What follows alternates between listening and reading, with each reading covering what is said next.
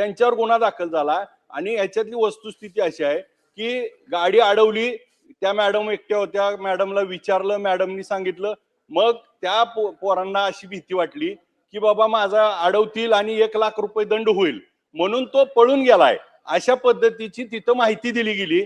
मला यातनं फक्त एवढंच सांगायचंय की ज्यांच्यावरती मुरम चोरी केला जातोय का तिथं जरूर कारवाई करावी, पण ही स्पेसिफिक केस अशी आहे की आईच्या शेतातला माती ही मुलाच्या शेतात टाकली जात होती. ते सावंत मुलाच्या शेतातला मुरुम इकडून इकडे टाकत माती टाकत होते, तो मुरुम नव्हता.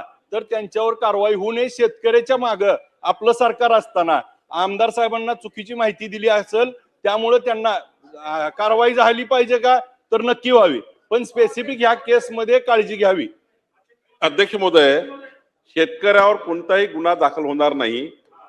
झाला असेल तर त्यामध्ये सरकार पुढचे त्या ठिकाणी तपासामध्ये येईलच जर चुकी झाला असेल तर. पण दुसरं महत्वाचं आहे की त्या शीतल चाटे आहे यांना जर त्यांनी उडी नसती मारली त्यांचा जीव गेला असता. म्हणजे तुम्ही अवैध नव्हतं, शेतकऱ्याचं थांबून झालं पाहिजे ना, थांबून चौकशी झाली असती, त्याला रिलीज केलं असतं किंवा नसतं रिलीज केलं तर गव्हर्नमेंटनी त्यामध्ये त्या ठिकाणी काही इंटरव्हेन्शन केलं असतं. पण त्या ठिकाणी सरळ सरळ वन परिक्षेत्र अधिकाऱ्यावर गाडी चालवून द्यायची.